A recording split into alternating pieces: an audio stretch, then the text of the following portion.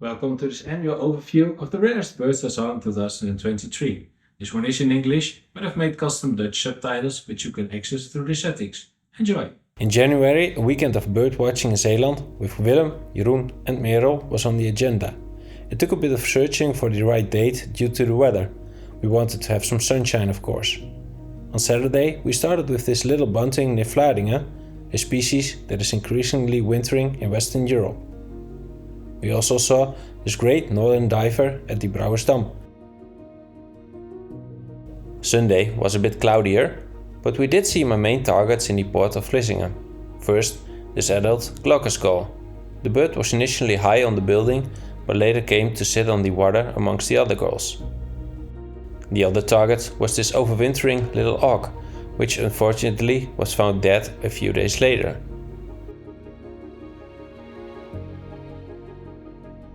We also saw a Siberian lesser whitethroat that was busy defending its tree against invading goldcrests. The species seems rarer than it is due to the need for DNA for acceptance.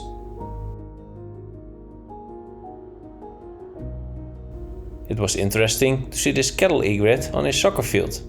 The species is now no longer classified as rare on waarneming.nl.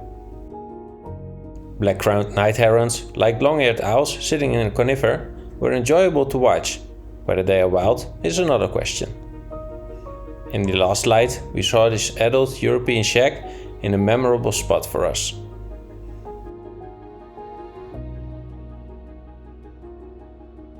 In February, I saw the first buff-bellied pipit in the Netherlands and South Holland. The first switch with my daughter for a new species was a fact. Unfortunately, it went well, despite it being a very challenging bird. A Hume's leaf warbler in Groningen gave me the opportunity to film the species for the first time. But despite several attempts, you can see this species still needs improvement. In March, I set out to find the Pallas's leaf warbler that was overwintering not far from the office.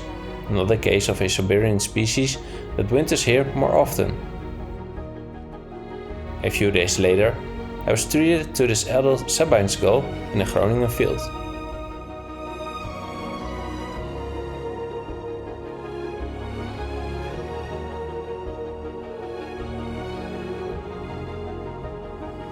A few days later, I saw a lesser scaup.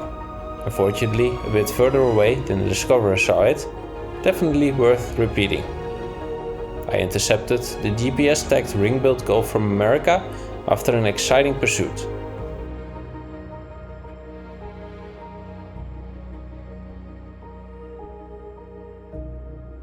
We ended the month with an American widgeon in thick fog.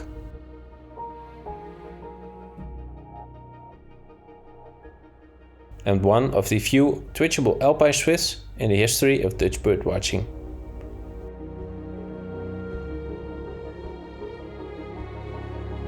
In April, I was able to go out on an Easter morning to film the hoopoe, a very shy individual, but later in the year I was able to film the species much better on Gran Canaria.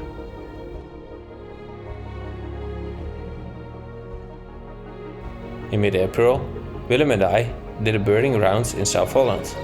We saw this singing Iberian chiffchaff, the second year in a row that I could film this charming singer. Also, our second ever falcated duck, which was present in the port of Rotterdam. Not a place where you would expect a duck, but apparently there was enough food to be found.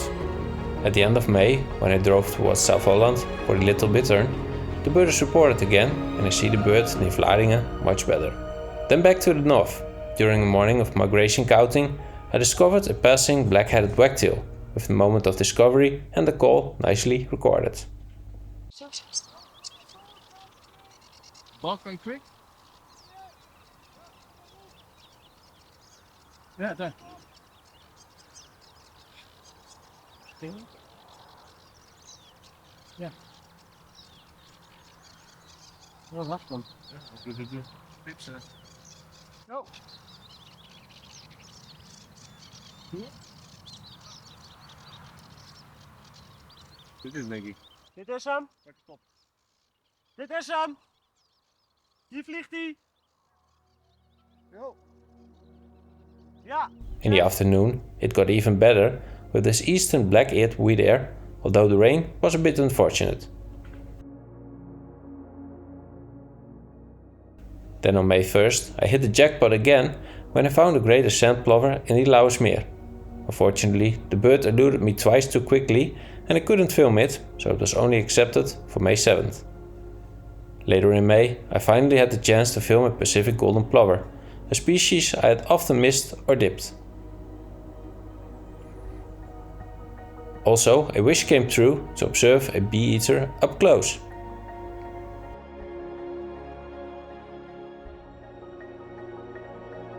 The Lauwersmeer was really hot this spring for many good waders. I saw this white-rumped sandpiper, a species that has often appeared in northern Netherlands in recent years. However, it probably involves only a few individuals seen in different places. In the Lauwersmeer, it likely concerned two birds flying back and forth between the mudflats, Eesemekeeg and Bochtjesplaat. In the Bandpolder, the annual red phalarope returned for the third year and was accompanied by a red-necked phalarope in the same pond. I also saw several broad-billed sandpipers, of which this one from the Bochtjesplaat allowed the most enjoyable filming.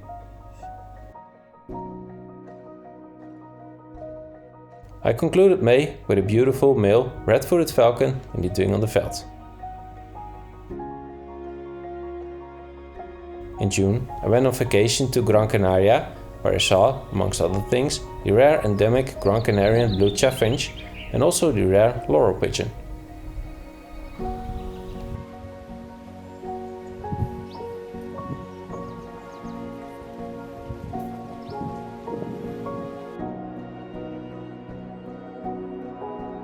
In June and July, I also saw a singing Blythe's reed warbler,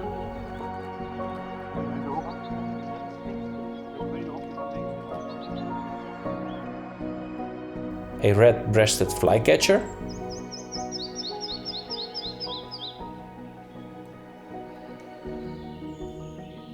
and a breeding pair of thrush nightingales, the second breeding record for the Netherlands.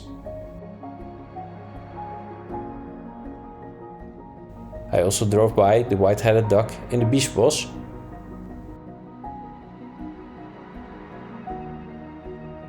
to the little bitterns of South Holland.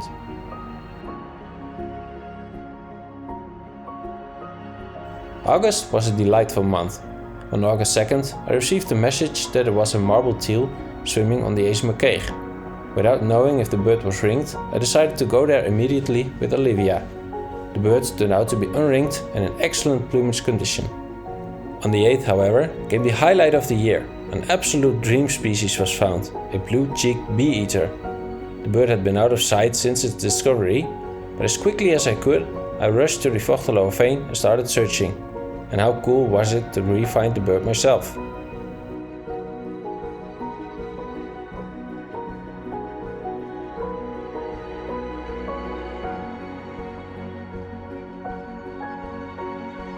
On the 20th, Willem and I had a lovely encounter with this beautiful tawny pipit.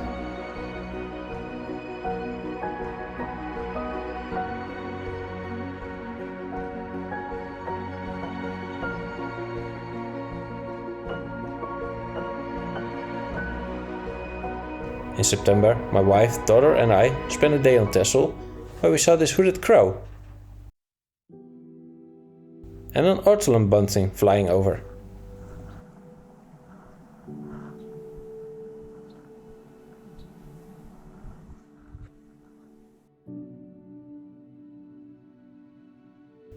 Willem and I went out together again and saw a molting lesser scarp in the North Holland dunes.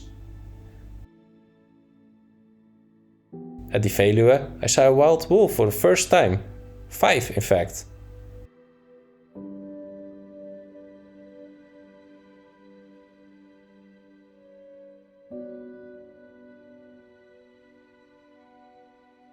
I also saw a beautiful, almost adult male pellet harrier in the Groningen fields.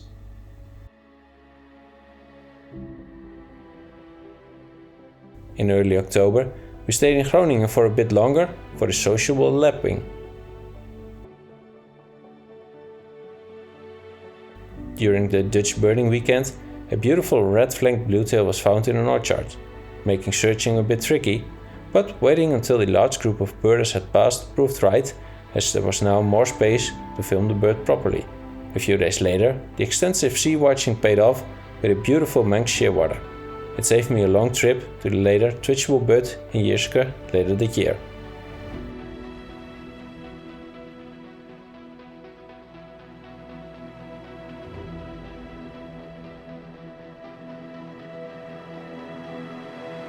On Texel, during my 100th vlog, Bohemian waxwings were seen.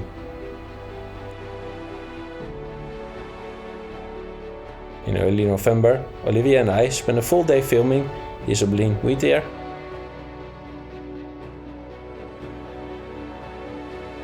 and eastern black redstart. Furthermore, after 4 attempts, I finally succeeded in filming a barred warbler, and conveniently close to home in Groningen. I also saw another wolf, a rather tame one that was hunting mice.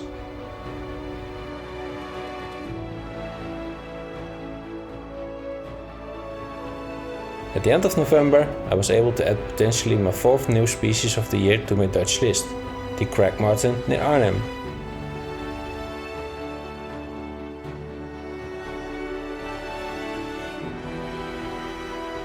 In December, there was an unexpected sighting of a young squawker heron in a ditch along the road, once again in Groningen. It turned out to be a good year for rare species in the top of Holland. The year ended with a rough-legged buzzard in my backyard, the Onlander.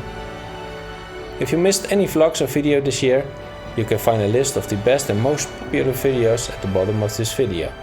Happy New Year everyone, and hopefully see you often in the field next year.